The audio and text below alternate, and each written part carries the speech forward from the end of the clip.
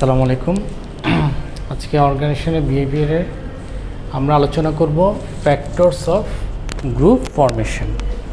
Group কিভাবে form করে সেটা, টিম কিভাবে ফর্ম করে, গ্রুপ কিভাবে ফর্ম করে, একজন মানুষ কিভাবে বুঝে যে সেই গ্রুপেরই মানুষ, একজন মানুষ কিভাবে একটা এহসাস পায় যে না আমি এই টিমের অন্তর্গত হলে ভালো হতো, এই বিষয়গুলো।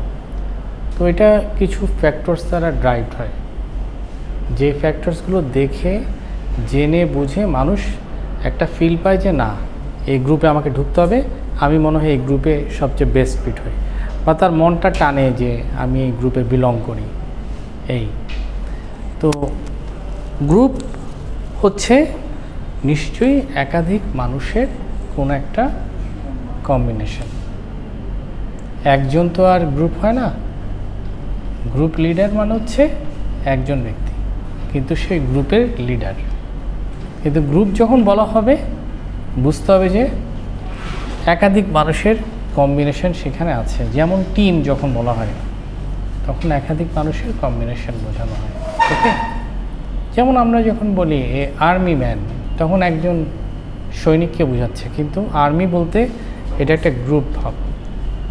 এ পুলিশ অফিসার বললে একজন ইন্ডিভিজুয়াল পুলিশ কর্মকর্তা, কিন্তু পুলিশ বলতে কিন্তু একটা বাঞ্চ অফ পিপলকে বোঝায়, তাই না? আচ্ছা, কারণ হচ্ছে গ্রুপ, টিম এগুলো একটা কালেকটিভ একটা থিম দেয়, ইন্ডিভিজুয়ালিজম না, গ্রুপে একটা থিম সেখানে পাওয়া যায়। হ্যাঁ, তো ফ্যাক্টরস অফ গ্রুপ ফরমেশন, কি কি কারণে গ্রুপ ফর্ম করতে পারে সেটার ফ্যাক্টর। ফ্যাক্টর মানে কোন একটা বিষয় যেটা ওই ঘটনা ঘটার জন্য একটা ফ্যাক্ট। ওকে, কোন একটা বিষয় যেটা ওই ঘটনাটা ঘটার জন্য একটা ফ্যাক্ট বা একটা বিষয়বস্তু হতে পারে। ওকে, যেমন দেখেন, এক নম্বর হচ্ছে কালচারাল ফ্যাক্টর। কালচারাল ফ্যাক্টর একটা গ্রুপ গঠনের ক্ষেত্রে কাজে দিতে পারে। যেমন আপনি যখন ইউনিভার্সিটি অফ পোর্টসমাউথে পড়তে যাবেন ইউকেতে, যেখানে বাংলাদেশিদের সংখ্যা সবচেয়ে বেশি, ইউনিভার্সিটি অফ পোর্টসমাউথ ইউকে, যেখানে বাংলাদেশি স্টুডেন্টের সংখ্যা সবচেয়ে বেশি। তো ওখানে দেখবেন যে বাঙালিরা একটা কোহর্টের মধ্যে থাকে, কারণ তাদের কালচারাল গ্যাপটা কম। ইন্ডিয়া, বাংলাদেশি এবং পাকিস্তান এদের মধ্যে কালচারাল গ্যাপ কম্পারেটিভলি কম, কিন্তু থাইল্যান্ড, সিঙ্গাপুর এবং এই ইন্দোনেশিয়া, মালয়েশিয়া এদের দেখবেন চেহারা একই রকম। Japan, Chinese, Far East Asian ওদের দেখবেন চেহারা একই রকম। আবার জার্মান, সুইডেন, নরওয়ে এদের দেখবেন ভাষাগত মিল আছে, চেহারাও একই রকম। যেমনটা আমরা ইন্ডিয়া, ভারত, পাকিস্তান, বাংলাদেশিদের চেহারা একই রকম, অনেকটা ল্যাঙ্গুয়েজ একই রকম, খুব বেশি ডেভিয়েশন নাই। দেখবেন যে বাংলাদেশি যদি আপনি ইন্ডিয়াতে যান, যে কথা বলেন, কিছু মানুষ আপনার কথা বুঝবে যারা হিন্দি ভাষাভাষী বুঝবে, তাই না? ক্যা বাত হ্যাঁ যখন বলা হবে, কি খবর, হ্যাঁ হ্যাঁ, ক্যা হুয়া আপকা, কাহা সে আয়ে হো, হ্যাঁ হ্যাঁ ভাগ যাই আসে। তো এগুলো যখন বলা হয় মানুষ কিন্তু বুঝে। কিংবা আপনি পাকিস্তানিদেরকেও দেখবেন, তাদের ল্যাঙ্গুয়েজের টোনে আমাদের সাথে অনেক মিলে, ওরা একটু জমিয়ে কথা বলে ইন্ডিয়ানদের তুলনায়। ওকে, আর বাংলাদেশিরা কথা বলে পাকিস্তানিরা বুঝবে, ওরাও ভাই বলে, তাই না? তো পাকিস্তানিরাও যখন বাংলাদেশে আসে, ওরা যদি কথা বলে আপনি কিছু না কিছু জিনিস বুঝতে পারবেন, ভাষাগত একটা মিল আছে। তো আমি ওদের সাথে কেন থাকতে চাই, কেন ওদের সাথে থাকলে আমি সহজে আমার মনের ভাবটা প্রকাশ করতে পারবো। কালচার তো শুধু জামা কাপড়, সংস্কৃতি, আমার কী কী ঐতিহ্যবাহী অনুষ্ঠান আছে এগুলো না, কালচার কিন্তু ভাষা হচ্ছে কালচারের একটা এলিমেন্ট, অন্যতম এলিমেন্ট। সুতরাং I dress like them, I talk like them, I behave like them, অনেক মিল তাদের সাথে। ইভেন এটা তো দেশকে বাদ দিয়েও আপনি দেখবেন যে বাসে যখন আপনি জিজ্ঞেস করবেন তোমার বাড়ি কোথায়, সে বলবে আমার বাড়ি বরিশাল, দেখবেন আপনি তার প্রতি একটা টান অনুভব করতেছেন, কারণ আপনি বরিশালে, হ্যাঁ, পিরোজপুরের মানুষ। কেউ যখন বলে আমার বাড়ি যশোর বাগেরহাট, তখন আমি ওর প্রতি একটা টান অনুভব করি, তো খুলনার মানুষ। কেউ যখন বলে আমার বাড়ি খাগড়াছড়ি, তখন সে বলে আচ্ছা রাঙামাটি বান্দরবনের কাছাকাছি, তখন তারা পার্বত্য জেলা ভাব, তার একটা টান নৈকট্য একটা ইয়ে করে। উত্তরবঙ্গ, এই যে দিনাজপুর, নীলফামারী, কুড়িগ্রাম, তারপর পঞ্চগড়, হ্যাঁ, রাজশাহী, বগুড়া, সিরাজগঞ্জ, যমুনা সেতুর ওইদিকে পার হলে প্রথম জেলা হচ্ছে সিরাজগঞ্জ, আর এদিকে টাঙ্গাইল। তো এই জেলাগুলোর মধ্যে মানুষের মধ্যে একটা আন্তরিকতার ভাব আছে। আপনি কাউকে যদি বলেন উত্তরবঙ্গ, সে কুড়িগ্রাম, নীলফামারী, দিনাজপুর এগুলো শুনে খুব খুশি, ওকে, কারণ সে কালচারালি একই জায়গায় বিলং করে, তার কাছে এটা ভালো লাগে। ইভেন মানুষ দেখবেন যে শুধু এটা না, আপনি একটা মানুষের সাথে কিছু কথা বলে সে আপনাকে বলবে যে তোমার বাড়ি কোথায়। সে একটা ভালোবাসা দিতে চায় এবং নিতে চায়, আর যদি মিলে যায় তো খুব ভালো। দেখবেন যে অনেক কিছুই তাকে প্যারা দেওয়া হয় না। আমার আম্মা তো যখন বেঁচে ছিলেন, তো তখন উনি একটা ঘটনা বারবার বলতেন। উনি বলতেন যে পুলিশ মানুষকে এত ডিস্টার্ব করে, পাসপোর্টের ভেরিফিকেশান নিয়ে, এই নিয়ে ওই নিয়ে, ওদের কাছে ছাড়া পাওয়া যায় না টাকা নিয়ে।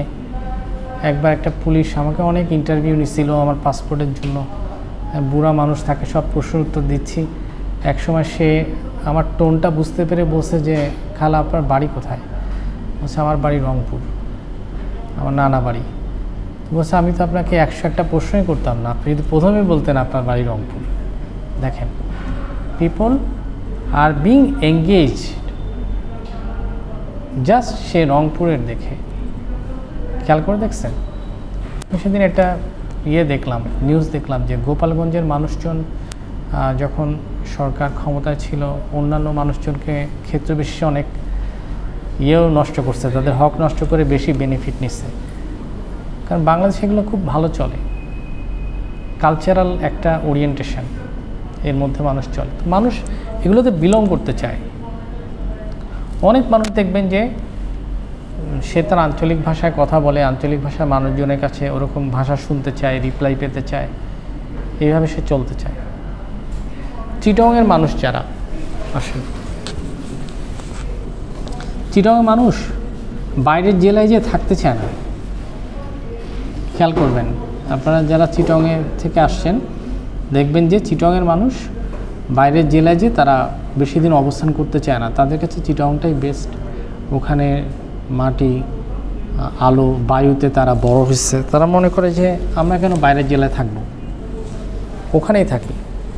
আর চিটংটা রিচ জায়গা, অনেক ধনাঢ্য মানুষের জায়গা। মানুষ সাধারণত লেবার হিসেবে ট্রাফিকিং কোথায় করে? গরিব অঞ্চল থেকে বড় লোকের জায়গায়। আমরা ইউরোপে যেতে চাই, জাপানে যেতে চাই, কারণ ওরা আমাদের চেয়ে সমৃদ্ধ।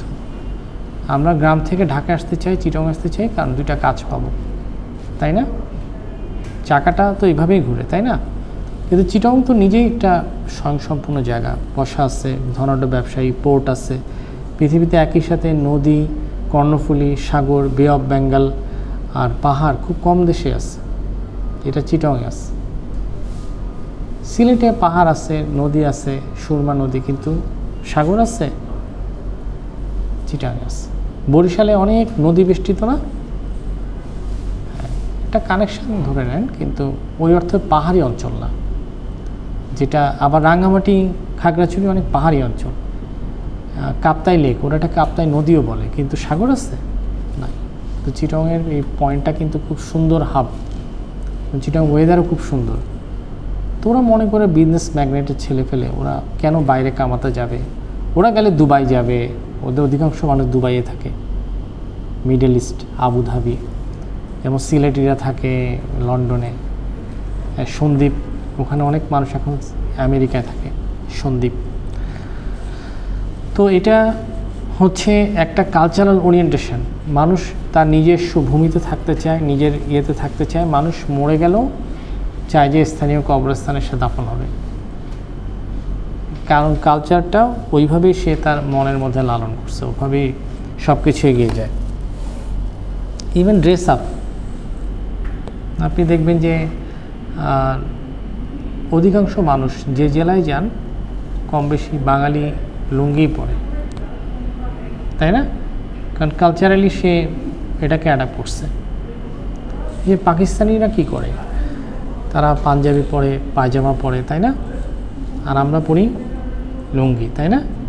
তারা পাঞ্জাবি পায়জামা পরে। আমরা ভাত খাই, ওরা কি খায়? রুটি খায়। ওদের কালচারালি ফুড হ্যাবিটটা ডেভেলপ করছে। তো অনেক জায়গা আছে মানুষজন কালচারালি ডেভেলপড হয় না, কালচারটা ওভাবে ফর্ম হয় না, মিক্স কালচার থাকে, এরকমও হয়। কিন্তু এভাবে কালচারালি জিনিসটা থাকাই ভালো। যেমন আপনি একটা মাল্টিনেশনাল কোম্পানিতে চাকরি করতে গেলেন, ওখানে 2-3 ধরনের ফুড দেওয়া হয়, প্রায় 300 মানুষ চাকরি করে।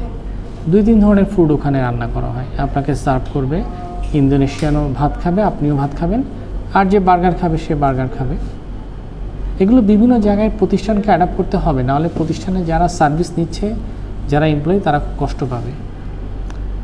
আসলে আমার আম্মা মারা গেছেন তো 7 দিন আগে, ঘুরে ফিরে আম্মাকে নিয়ে অনেক কথা মনে হয়। আম্মা তো আর ফিরে আসবে না, তো অনেক উদাহরণ আসে। আম্মাকে যে হসপিটালে রাখছিলাম, ওখানে আম্মাকে মানে কিনে খাওয়ানোর মতো হোটেলে কিছু ছিল না, রেডিলি খাওয়ার ছিল না। ওনাকে সিসিউতে ঢুকানোর আগে উনি একটু খেতে চাইছিল, তো আমার বোন তাকে একটা স্যান্ডউইচ দিচ্ছিল, সে এক কামড় খেয়ে ফেলে দিচ্ছে, কারণ এমনি খেতে পারতেছে না, এই খাওয়ার মুখ দিয়ে নামতেছে না। বাঙালি মহিলা স্যান্ডউইচ বার্গার খেয়ে তো বড় হয় নাই। তারপর সিসিউতে যখন ঢুকালো, তখনও স্যান্ডউইচ খেতে দিচ্ছে। আম্মা স্যান্ডউইচ দেখেই আগের এক কামড়ের অভিজ্ঞতা ভুলে নাই, এটা খেতেই পারে নাই। তো আমি চিন্তা করলাম, এত বড় হসপিটাল, এদের কোনো কালচারাল ওরিয়েন্টেশন নাই। রোগীগুলো তো আর আমেরিকা থেকে সেখানে ভর্তি হচ্ছে না, এটা বাঙালি মানুষ, বাঙালিকে বাঙালি ফুড দিতে হবে, একটু ভাত দিতে হবে, একটু ডাল দিতে হবে, তাই না? হাতে রান্না করা একটা সবজি দিতে পারে। এটা কেমন কালচারাল একটা গ্যাপ না, যে একটা মানুষকে খেতে দিচ্ছে স্যান্ডউইচ। এই বুড়া মানুষ স্যান্ডউইচ খেয়ে অভ্যস্ত না, তার খিদে আছে, সে খেতে পারতেছে না, এমনি অসুস্থ, যা খাচ্ছে বমি করে দিচ্ছে, তাই না? তো this should not B hour culture. তো আর একটা জিনিস দেখলাম, আসলে মানুষের মধ্যে মমত্ববোধ থাকতে হয়। সবাই নার্সিং পড়লেই ভালো নার্স হতে পারে না। নার্সরা লিপস্টিক দেওয়া, হাতে নেল পলিশ দেওয়া, সব ইয়াং নার্স, দেখতে অনেক সুন্দরী। ওদেরকে হাসপাতাল যে লাল নীল পোশাক পরাচ্ছে, তাদের রূপ আরও সৌন্দর্য মনে হচ্ছে। একদিকে অসুস্থ মা, কিন্তু এই নিয়ে আমার কোনো কাজে আসে না। আমার মাকে সে ইঞ্জেকশন ফুটানোর সময় শুধু আসে, সে শুধু একটা ওষুধ জোর করে খাইয়ে দেওয়ার জন্য আসে। তো নার্স হতে হবে মানবিক, পানি খাওয়াতে হবে, এখানে একটা হাত রাখতে হবে, পানিটা যাতে ভিজে, জামাটা ভিজে না যায়, একটু মাথায় হাত বুলিয়ে দিতে হবে। আমার কন্টিনিউয়াস পিঠে ব্যথা, উনি বলতেছিলেন যে একটু বাড়ি দাও। আমি যখন সিএনজিতে ওনাকে হসপিটালে আনি, তখন আমি ওনার পিঠে মৃদু আঘাত করতে করতে আসছি, তো আমার মাটা ভালো থাক, ব্যথাটা কমুক, লাংসে পানি জমে গেছে অনেক, এখন এটা হিট করলে ওনার একটু ভালো লাগতেছে। বুড়া মানুষ, কিন্তু নার্সদের মধ্যে এটা নাই। নার্সিং সে পাশ করবে 4 বছর, সব কিছু জানবে, সেজেগুজে আসবে, ওষুধ খাওয়ানোর সময় ওষুধ জোর করে খাওয়াই দিবে, একটা ইঞ্জেকশন ঠস করে ফুটাই দিয়ে চলে যাবে, কিন্তু মানবিকতা নাই। ইট শুড নট বি আর নার্সিং, রাইট? আমি খুব অনুধাবন করলাম, এটা তো নার্সিং না, সেবা। তাকে আর অনেক সেবা দিতে হবে না, কেয়ার নিতে হবে, তাকে অনেক দায়িত্বশীল আচরণ করতে হবে। একটা রোগীকে এভাবে ফুল বিবি হয়ে ফ্যাশনেবল করে, আসলে এগুলো নার্সিং না, তাই না? কালচারাল গ্যাপ যদি অর্গানাইজেশন বুঝতো, তাহলে স্যান্ডউইচ খাইতে দিত না, বুড়া মাটাকে স্যান্ডউইচ খাইতে দিস। কালচারাল গ্যাপ, আবার বাইরের খাবার অ্যালাউড না ওদের সিসিউতে, আপনি এক গ্লাস পানিও দিতে পারবেন না। কালচারাল গ্যাপ না? আপনারা মনে করেন না এটা কালচারাল গ্যাপ? হ্যাঁ। তো একটা স্কয়ার হসপিটাল তো একটা কোম্পানি, স্কয়ার হসপিটাল লিমিটেড, তাই না? এলটিডি। এখন অনেক হসপিটাল হচ্ছে লিমিটেড কোম্পানি, তাই না? এত বড় প্রতিষ্ঠান, মা মাত্র একদিন ছিল, 1,11,000 টাকা বিল করছে একদিনে, মা বাঁচে নাই। কিন্তু এত বড় একটা কোম্পানি, তার কোনো কালচারাল ওরিয়েন্টেশন নাই, সে বুঝে না। এরকম অনেক মানুষকে ওই ফুডই সার্ভ করা হচ্ছে। এখন যদি রেশিও বের করা হয় যে মোট কতজন পেশেন্ট এই মুহূর্তে স্কোয়ার আছে, কী কী ফুড তাদেরকে সার্ভ করা হয়, একটাও মিলবে না, সব এলোমেলো, রিয়েলি, তাই না? তো আপনারা যখন স্কোয়ারের এমডি হবেন, আপনারা যখন স্কোয়ারে আইটি এক্সপার্ট হবেন, you should have one visualization about the cultural orientation, right? বুঝবেন এটা। যদি কোনো পদবি নাও পান জীবনে, একটা বৃদ্ধা মাকে রাস্তা দিয়ে যাচ্ছেন, ভিক্ষুক দেখলেন, একটু খাবার দিতে ইচ্ছা হলো, ওকে কালচারালি একটা ফুড দেন, একটু ভাত কিনে দেন, খেতে পারবে, নাহলে একটা বন দেন, বন খেয়েও অভ্যস্ত আছে অনেকে, স্যান্ডউইচ দিয়েন না, বুঝছেন? মানুষ খেতে পারবে না। তো you have to think beyond imagination, you have to think out of the context, so that you can visualize the main theme that can be applicable for the future orientation, whether you are serving one organization or not. You can apply in your daily life also, no problem. Okay, second হচ্ছে economic factor. Economic ফ্যাক্টরের কারণে group form হয়। আমি আমার ইউনিভার্সিটিতে যখন পড়তাম তখন ওখানে একটা ক্লাস ছিল কিছু ধনাঢ্য ছেলেমেয়ের, যাদের সবারই গাড়ি আছে। এই 6-7 জন একসাথে থাকতো। তারা ছুটির পর একটা নির্দিষ্ট ভালো শপে খেতে পারত। তা আমরা যে বন্ধুরা ছিলাম নিম্ন মধ্যবিত্ত, ওরা রাস্তায় কলাবন খেতাম। ইকোনমিক ক্লাসের কারণে ওরা হয়তো একটা বার্থডে পার্টি করতে পারতো, নিজেরা ভালো একটা আয়োজন করতে পারতো, আমরা এটা করতে পারতাম না। এটা ইউনিভার্সিটিতেই আপনি অনেক খুশি হয়ে বলবেন যে আমি ময়মনসিংহের ভালুকাতে আমার ছেলেকে পড়াবো ইন ফিউচার। আপনি ওখানে ছেলেকে দিচ্ছেন just not to adapt the good education, but culturally economic ক্লাসের ডেভিয়েশন দেখে সে মেন্টালি ফ্রাস্ট্রেটেড হয়ে যাওয়াটাও অসম্ভব কিছু না। আপনি মনে করছেন একটা 5 স্টার স্কুলে ছেলেকে দিলেন, ছোটো ভাইকে দিলেন, পড়বে না, সে ওখানে যারা ফ্রাস্ট্রেটেড হয়ে যাবে এই বড় লোকের হামকি তমকি দেখতে দেখতে, রিয়েলি। এবং তার ছোট্ট কচি মনে এটার একটা সাবস্টেন্সিয়াল এফেক্ট তৈরি হবে, কারণ ওখানে একটা গ্রুপ অলরেডি কিন্তু ফর্ম। ওই গ্রুপের বাইরে স্কুলগুলোও কাউকে এখানে এন্ট্রান্স দিতে চায় না। বাবা মার শিক্ষাগত যোগ্যতা, মাসিক ইনকাম, এগুলো দেখে ওখানে এন্ট্রান্স দেওয়া হয়। আপনি আপনাদের ক্লাসের মধ্যেও দেখবেন যে কিছু স্টুডেন্ট সবসময় তার সমান্তরাল লেভেলে চলে, যে ক্লাসের সেরকম সে ওটাকে মেনটেন করতে চায়।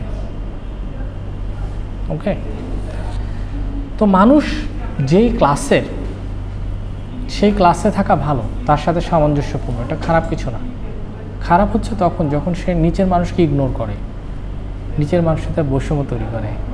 একটা বড়লোক ফ্রেন্ড, সে একটা বড়লোক ক্লাসে চলতেছে, নো প্রবলেম, কিন্তু লিফটে দেখা হলে একটু হ্যান্ডশেক করলো না, কেমন একটা ভাব, তাই না? সে একটা ভালো বাইক চালায়, খালিই যাচ্ছে, একই এলাকায় থাকেন, একটু লিফট দিল না, এটা তো মানে মানসিক দৈন্যতা, তাই না? একটা মানসিক দৈন্যতা না, মনের দিক থেকে ছোট। তো ইকোনমিক ক্লাসের কারণেও গ্রুপ হয়, পুরো দুনিয়ায় চলতেছে, শুধু ক্লাসে না, সব জায়গায়।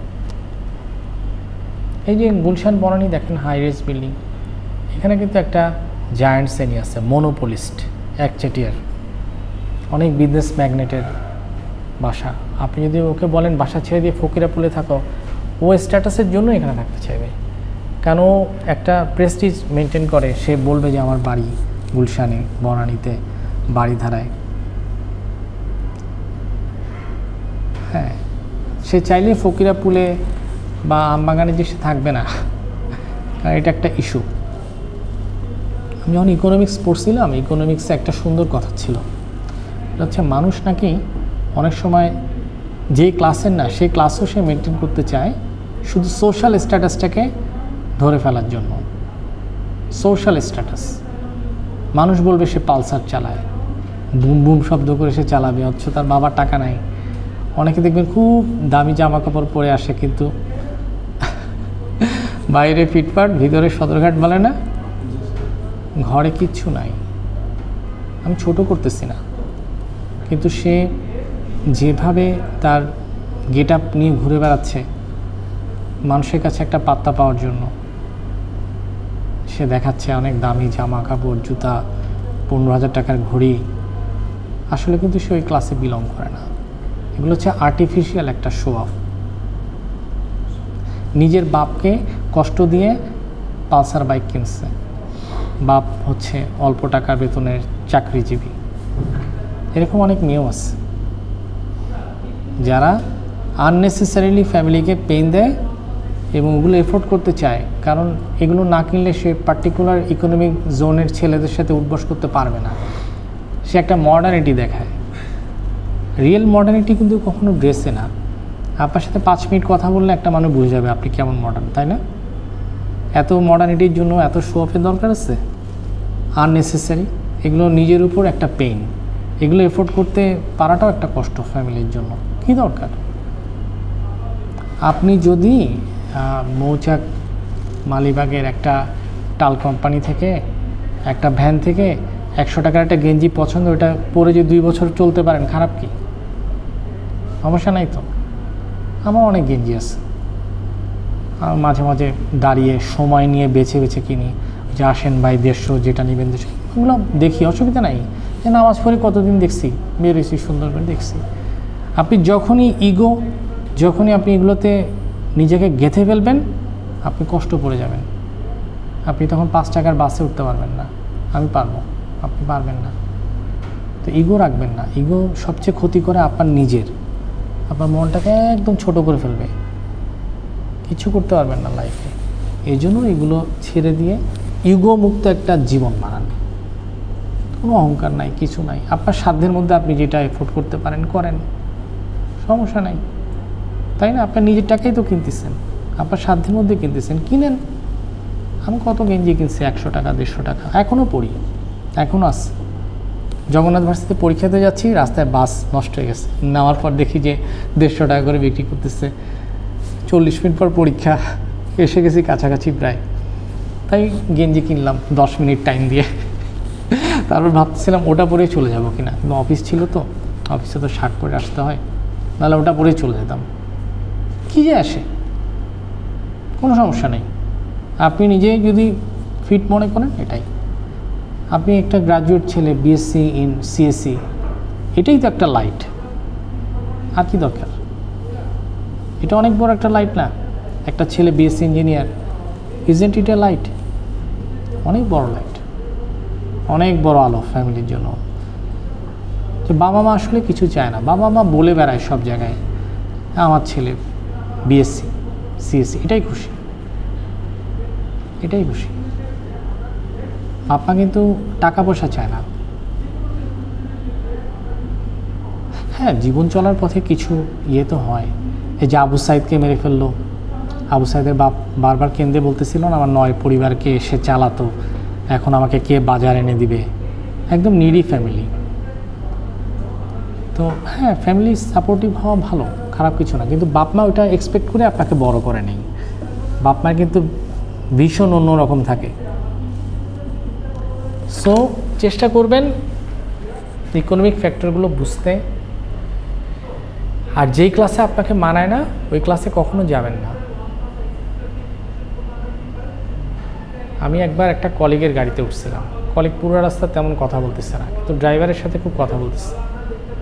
আমি খুব আপসেট হয়ে গেছি, কেন উঠলাম, কেনই বা ডাকলো, কেনই বা উঠলাম। বাসে চলে যেতাম ভালো হতো। মানুষকে শুধু আপনার টাকা পয়সা বা আপনি কাউকে খাওয়ার জন্য আনলেন, সে খেতে বসলো, তাকে খাইয়ে দিলেন, সে চলে গেল, এটা কিন্তু ভদ্রতা না। আপনাকে আদব আকলাক দিয়ে তার ভদ্রতা, আপনার ভদ্রতা পেশ করতে হবে। একজন গ্রাম থেকে আসছে, ড্রয়িং রুমে বসে আছে, খাবার দিয়ে ছেড়ে দিলেন, নো, আপনি তাকে বলবেন যে মামা কি খাবেন বলেন, এটা খেতে পছন্দ করে, মামার জন্য আইসক্রিম আনো। দিস ইজ কল আসল কি আতিথেয়তা, তাই না? কিন্তু একজন মানুষ চুপ করে বসে কথা বলছেন না, খাওয়ার টেবিলে মুখ বুজে খেয়ে উঠে চলে গেলেন, একটু কথা বললেন না। না, কথা বলবেন। আমরা অনেক সময় বাসে উঠি না, অনেক লং জার্নি, রাস্তায় ব্রেক দিলে একটু কথা বলতে হয় না, কাউকে একটু বলতে হয় না আসেন একসাথে খাই, বা আপনি 6 ঘন্টা তার সাথে কথাই বললেন না, বা অনেক কিছু হয় কি যাওয়ার সময় একটু বলেও যায় না আমি চলে যাচ্ছি, তাই না? হয়তো তার সাথে আর কোনোদিন দেখাই হবে না, কিন্তু এটা কিন্তু একটা আদব, জানেন? ইভেন লিফটে উঠেন না আপনারা কয় মিনিটের জন্য? 15 সেকেন্ড, 1 মিনিট, 1.5 মিনিট। উঠার পরে একটা স্যারকে দেখলে একটা সালাম দেন না, বা স্যার একটা কুশল বিনিময় করে না? করে তো। কিন্তু যখন আপনি লিফট থেকে নেমে যান, মিনিমাম একটা কিছু বলেন না, যাচ্ছি, বা মাথাটা নাড়ান, বা ঠিক আছে থাকেন। তো এটা কি হচ্ছে? একটা আদব। তো এটা অনেক বড় একটা জিনিস, অনেক বড় একটা জিনিস। ওকে, তো আপনি যেই ইকোনমিক ক্লাসে বিলং করেন না, কখন ওখানে ঢুকতে যাবেন না, ঢুকলে আপনি অপমানিত হবেন। মনে থাকবে, আপনি যেই ইকোনমিক ক্লাসে বিলং করেন না, যেখানে ঢোকাটা আপনার জন্য শোভনীয় নয়, সেখানে আপনি ঢুকবেন না। উদাহরণটা বুঝতে পারছেন না? বেশ কয়েকটা উদাহরণ বুঝতে পারছেন না? ভুলেও ঢুকবেন না। ঢুকলে আপনি ওখানে উল্টা অপদস্থ হবেন, কারণ আপনি ওটা মেনটেন করতে পারবেন না। ওকে, তারপর হচ্ছে সাইকোলজিক্যাল ফ্যাক্টর। মনস্তাত্ত্বিক অনেক ফ্যাক্টর থাকে। অনেক মানুষ দেখবেন দেখতে অনেক সুন্দর, দেখে মনে হবে যে আল্লাহর ফেরেশতা। আপনি কথা বলতে গেলে বুঝতে পারবেন যে সে কি কত কট্টর, সে কত রাফ, তার আইডিওলজি কত ডিফারেন্ট আপনার চেয়ে, তার মুখের ভাষা সুন্দর নাই। আপনি তার সাথে মিশতে চাইবেন? সাইকোলজিক্যালি গ্রুপ তৈরি হবে।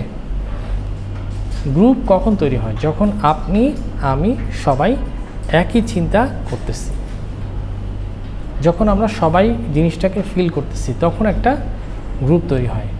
সব ইউনিভার্সিটির ভিসি পদত্যাগ করতেছে, খুলনা ইউনিভার্সিটির ভিসি পদত্যাগ করতে চাচ্ছে, ছাত্ররা দিচ্ছে না। অন্য জায়গায় ছাত্রদের চাপে পদত্যাগ করতেছে, আর এখানে ছাত্ররা চাপ দিয়ে ধরে রাখছে যাতে পদত্যাগ না হয়। কারণ সে আন্দোলনের সময় বলছিল এটা আমার ক্যাম্পাস, এখানে আমি অথরিটি, অন্য পুলিশ এখানে ঢুকতে পারবে না। ওই সময় দুঃসময়ে এখন সে স্টুডেন্টদেরকে ফেলে চলে যেতে চাইলে স্টুডেন্ট তাকে আটকে দিচ্ছে। কেন? Because they have identified a perfect psychological match between the vice chancellor and them, তাই না? সুন্দর একটা ম্যাচ খুঁজে পাইছে না সাইকোলজিক্যাল? হ্যাঁ, আপনাকে একটা শিট দিল একটা স্যার ফটোকপি করতে, আপনি চিন্তা করলেন আজকে আমরা 10 জন আছি, হুট করে নিচে গেলেন কিছু একটা খেতে, মনে হলো ফটোকপি করে নিয়ে আসি। হ্যাঁ, সবাই পেমেন্ট দিয়ে দিল 5 টাকা করে, কিন্তু এই যে আপনি স্টেপটা নিলেন, এটা কিন্তু তাদের সাইকোলজিকে টানবে। Because you have taken a bit step at least to help your brothers or sisters, তাই না? ক্লাসমেটস করলেন না? তো এটা আসলে কি? সাইকোলজিক্যাল একটা টান, মনস্তাত্ত্বিক একটা বোধ। অবশ্যই যদি আপনি সাইকোলজিক্যালি ম্যাচ পান আপনার ফ্রেন্ডকে, আপনি সবসময় তার সাথে থাকতে চাইবেন, যে একই মন মননের, একই ধরনের চিন্তাভাবনা করে, পজিটিভ থিঙ্কিং যার মধ্যে আছে। আমি একবার একটা লোককে পাইছিলাম চিটংয়ে বাস কাউন্টারে, গ্রিন লাইন বাস কাউন্টারে, আকবর সাথে। তো ওখানে বাস কাউন্টারটা অনেক দামি বাস কাউন্টার, কিন্তু ওয়াশরুমটা 2-1 জায়গায় ভেঙে গেছে, জানি না কি হলো, ওয়াশরুমের দরজাটা লাগে না। তো সবাই যাচ্ছে লাইন দিয়ে, তো একটা লোক ঢুকছে, সে আর দরজাটা লাগাতে পারতেছে না। আমি বললাম দরজাটা তো নষ্ট, আপনি ওয়াশরুম ইউজ করেন, আমি বাইরে দাঁড়াচ্ছি দরজা পাহারা দিয়ে। তো দরজাটা ধরে দাঁড়ায় আছে যাতে লোকটা বের হয়ে হাত ধুয়ে বেশ মোটকা আমার দিকে ভাবে বারবার তাকাচ্ছে, মনে মনে বাপ খাইছে কী অবস্থা করে, ভুল করে ফেললাম কিনা। তো আমি ওনার দিকে তাকালাম, আমাকে বলছে আপনি যাবেন? বললাম হ্যাঁ। আমি দাঁড়াবো। এই হচ্ছে সাইকোলজিক্যাল ম্যাচ। সে আমাকে ফিল করছে যে আমি গেলাম, বের হয়ে আসলাম, এখন সে যাবে, তার জন্য কে দাঁড়াবে? আমি দাঁড়াবো।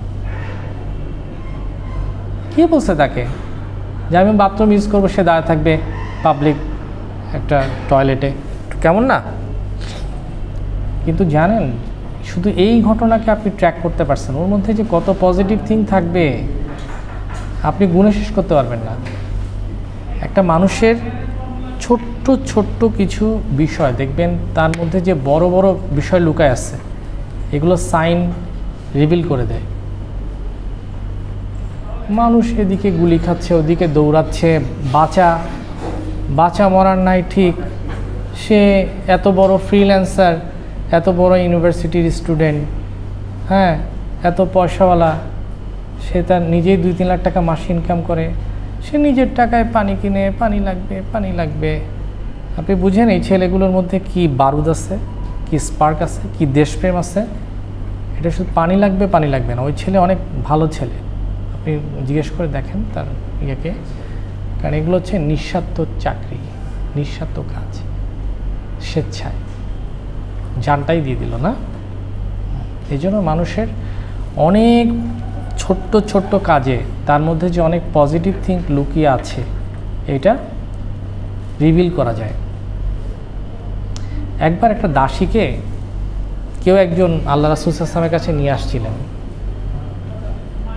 তো সবাই তাকে বলতেছিল এই কি বা কাফের কিনা, বা অনেক কথা বলতেছিল, বা অমুসলিম। আল্লাহ রাসূল তো অনেক ধৈর্যশীল ছিলেন। আল্লাহ রাসূল শুধু দাসীকে একটা প্রশ্ন করছিলেন যে আল্লাহ কোথায়? সে তখন রাসূলের দিকে তাকিয়ে বলছিল যে আল্লাহ উপরে। রাসূল বলতে, মুমিন, ছেড়ে দাও তো মুমিন, কারণ আল্লাহ যে উপরে থাকে এই বিশ্বাস তার আছে। ইমানের চেয়ে বড় জিনিস তার আর কি আছে, তাই না? তার ইমানটাই আছে, তো ছেড়ে দাও, তাকে মুক্ত করে দাও। সুবহানাল্লাহ। ছোট্ট ছোট্ট কথায় অনেক বড় রিভলিউশন লুকায় আছে, তাই না? দেখবেন মানুষের কিছু ছোট ছোট কথায় অনেক বড় রিভলিউশন লুকিয়ে থাকে, অনেক কিছু তার মধ্যে থাকে, আপনি মিশলে পরে বুঝতে পারতেন, যেটা পরবর্তীতে প্রকাশ পায়। তবে সাইকোলজিক্যাল ফ্যাক্টরটা ম্যাচ করা খুব দরকার, নাহলে আপনি ওই গ্রুপে বিলং করতে পারবেন না। সবাই একই রকম চিন্তা করতে হবে। এক আত্মা এক প্রাণ বলে না, এক আত্মা এক প্রাণ, এইরকম চিন্তা করতে হবে। তাহলে আপনার গ্রুপে থাকাটা সার্থক। আপনাকে যে ফিল করবে না, আপনি সেই গ্রুপে কেন থাকবেন, তাই না? তারপর দেখেন সোশ্যাল ফ্যাক্টর, সামাজিক কারণ। আমরা আগে পড়েছি কালচারাল, ইকোনমিক, সাইকোলজিক্যাল, এখন হচ্ছে সোশ্যাল ফ্যাক্টর। অনেক সোশ্যাল ফ্যাক্টর থাকে, মানুষ গ্রুপে থাকতে চায়। আপনারা দেখবেন ফেসবুকে এরকম অনেক গ্রুপ আছে, মানুষ অনেক সোশ্যাল অ্যাক্টিভিটিস করে। কেউ লায়ন্স ক্লাবের সদস্য, তাই না?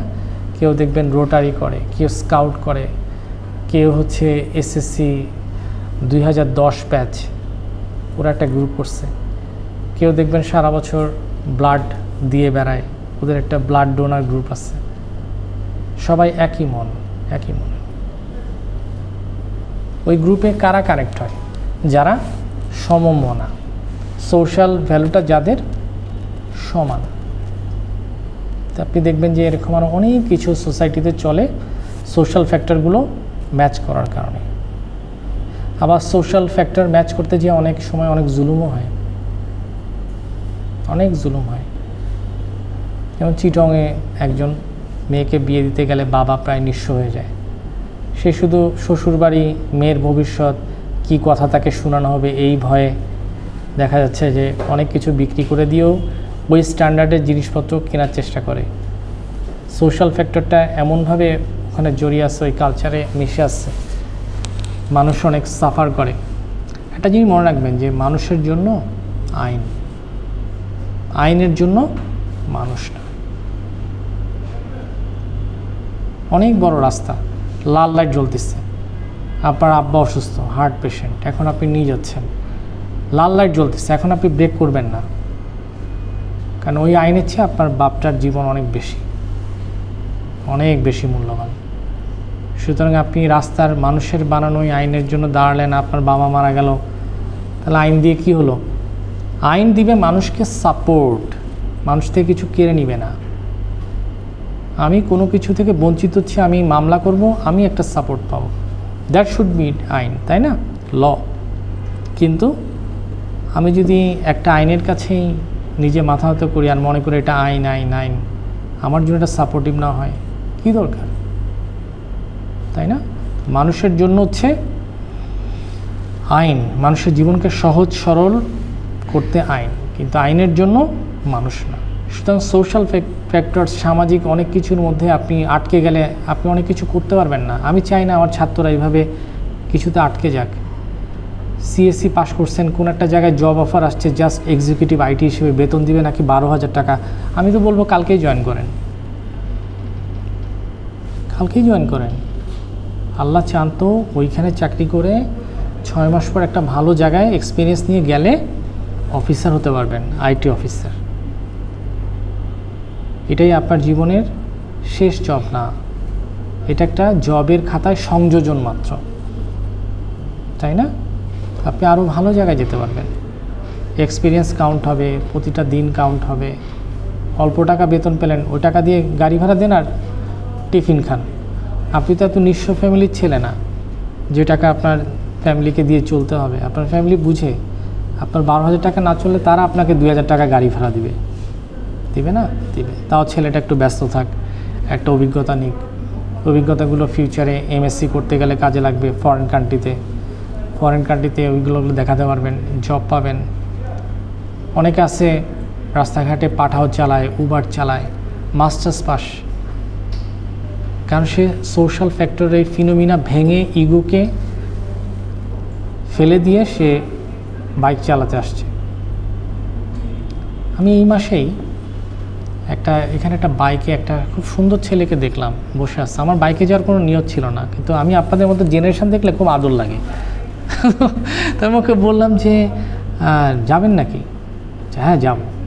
খুব স্মার্ট, গেঞ্জি টেঞ্জি পরা, ভালোই লাগলো। আমার বোন থাকলে ওর সাথে বিয়ে দিতাম, এতই ভালো লাগলো। আর ওকে দেখে আসলে উঠলাম, তো সেও আমার দিকে, হ্যাঁ হ্যাঁ হ্যাঁ, ওকে বোঝা যায়। ওকে আমি যতটুকু অ্যাসেস করছি পুরো রাস্তা, আর সে তো বুঝছেন, এটাও কিন্তু একটা সাইন। ভালো দেখতে দেখতে, সুন্দর, হ্যান্ডসাম। কথা বলতে বলতে যাচ্ছি, লেখাপড়া করছে কিনা, বললো হ্যাঁ প্রাইম এশিয়া থেকে বিবিএ পাস, প্রাইম এশিয়া থেকে বিবিএ কমপ্লিট করা, চালাচ্ছে রাস্তা একটু ভেঙে চুরে চালাচ্ছে, বিভিন্ন জায়গায় ঘুরিয়ে। আমি বললাম তুমি তো শর্টকাটে না যে এত লং ডিস্টেন্সে যাচ্ছ কেন? না আমার খুব ভালো লাগতেছে। আচ্ছা ভালোই, হজমি খাইছে তাহলে, চলো চলো। কথা বলতে বলতে যাচ্ছি, তো ভালোই চালাই, ভালোই কথা বলে। একটা সময় জিজ্ঞেস করলাম যে তোমার বাড়ি কোথায়? বললো বাড়ি হচ্ছে রংপুরে। তা আমি বললাম যে আরে আমার নানা বাড়ি তো রংপুর। তো সে একটা গ্রুপ ভাব, এই যে গ্রুপ ফরমেশনে সে এটা ফিল করলো। তো আমাকে সে আর কোনোভাবেই রামপুরা টিভি সেন্টারে নামাচ্ছে না, সে আমাকে বলে বাসায় নামায় দিয়ে আসবে। সে আমাকে বাসায় নামায় দিয়ে আসছে। আর আমি বললাম যে তুমি যখন বাসায় আসছো, আসো আমার বাসায় একটু নাস্তা খেয়ে যাও। তো ওকে বাসায় আনলাম, একটু নাস্তা খাওয়ালাম। আমার আম্মা তো তখন বেঁচে ছিলেন। কী থেকে কী হয়ে গেল, আম্মা মারা গেলেন 1 সপ্তাহ হলো। ছেলেটা মনে হয় বাসায় আসছিল 9 তারিখে বা 10 তারিখে। তো খুব খুশি হলো আম্মা ওকে দেখে, রংপুরের ছেলে। ওর সাথে আবার ফেসবুকে অ্যাড হলো। সেদিন আবার আমাকে কল দিচ্ছিল, দেখা করতে চাই। বললাম কিছুদিন পরে দেখা করব। খুব ভালো ছেলে। তো এটাই তো একটা সোশ্যাল বিষয়। ছেলেটা যে একটা কালচারাল, সোশ্যাল, স্মার্ট ছেলে, এটাই তো একটা বড় পরিচয়, তাই না? তো সেই যদি চিন্তা করতো আমি বিবিএ পাস, আমি কেন মানুষকে এখন বাইকে অল্প পয়সায় টেনে বেড়াবো, সে কিন্তু তার খোলস থেকে বের হয়ে আসতে পারবে না কখনো। আপনি যত বেশি ইগো দিয়ে নিজেকে পেঁচাবেন তত আপনি নিজের ক্ষতি করবেন। আপনি কারোর সাথে মিশতে পারবেন না, কারোর সাথে পারবেন না। একটু পান থেকে এই চুন খসলে আপনার মনে হবে যে এইটা ফল্ট, ওইটা ফল্ট, আমি কেন এরকম করবো। নো, আপনি ইগোকে যত ঝেড়ে ফেলে দিবেন তত মিশতে পারবেন মানুষের সাথে, তত বেশি এগোতে পারবেন। যেমন এই ছেলেটা ভালো, এগুলো তো ভালো। তো চেষ্টা করবেন সোশ্যাল ফ্যাক্টরগুলো মাথায় রাখতে, আদার্স ইস্যু মাথায় রাখতে। তারপর হচ্ছে সিকিউরিটি ফ্যাক্টরস। মানুষ সবসময় সিকিউরিটি পাওয়ার জন্য একটা জায়গায় বিলং করতে চায়, এই নেটের বাইরে সে আসতে চায় না। যেই পলিটিক্যাল পার্টি পাওয়ার হয়ে থাকে সে সেই দল করে, কারণ সে পিঠ বাঁচাইতে চায়। এখন যদি সেই দল না করে তাহলে সে সিকিউরিটি পাবে না, সুতরাং সে হচ্ছে ওই গ্রুপের লোক। অনেক মানুষ দেখবেন যে সুবিধাবাদী, আজকে এই দল, কালকে সেই দল, পরশু সেই দল, সব দলই তার কাছে জিন্দাবাদ।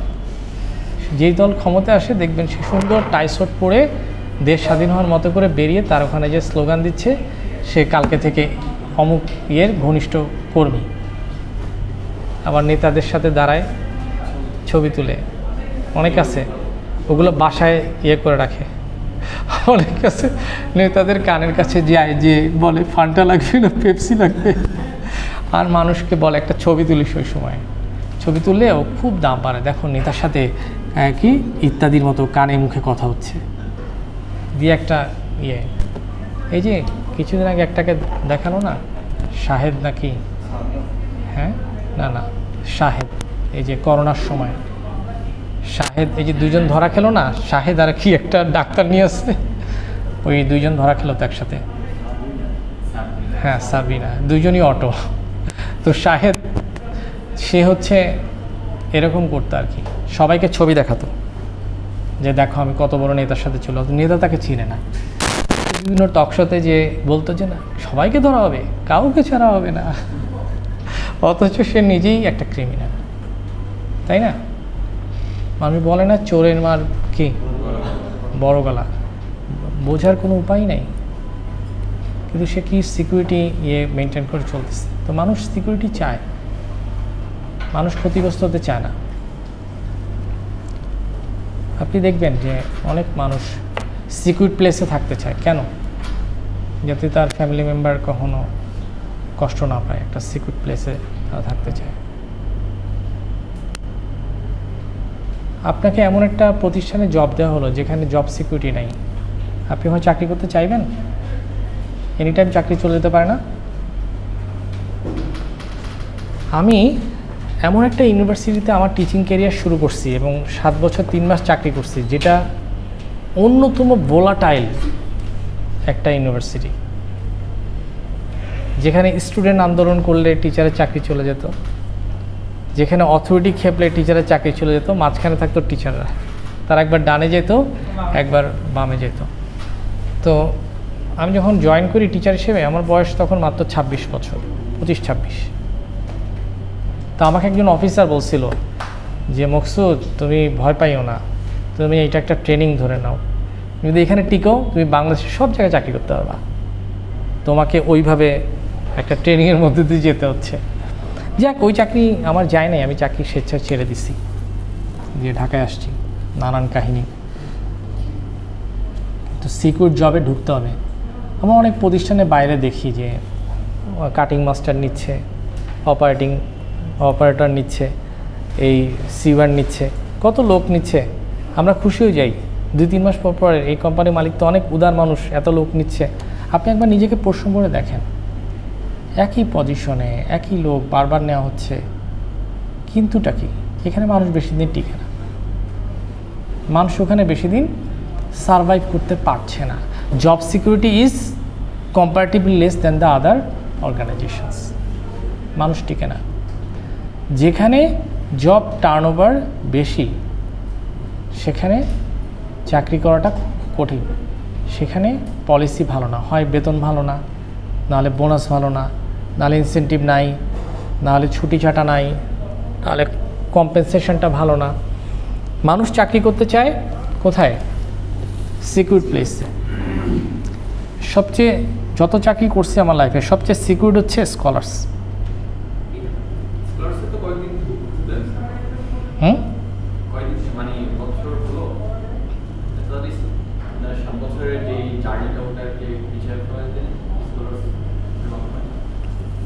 স্কলার্স কাউকে ছাঁটাই করে না, দিন চলে যায়। স্কলার্সের মালিকপক্ষ দিনদার শ্রেণী, তাদের ভিউ পয়েন্টটা একটু ডিফারেন্ট। তো অনেক প্রতিষ্ঠানে টিচারকে ছাঁটাই করে দেওয়া হয়। আমি যে ইউনিভার্সিটিতে চাকরি করছি দেখছি চিঠি আসছে ডিনের কাছে, your service is no longer required, চলে যাও। তো সেই হিসেবে অনেক ভালো না, সিকিউর।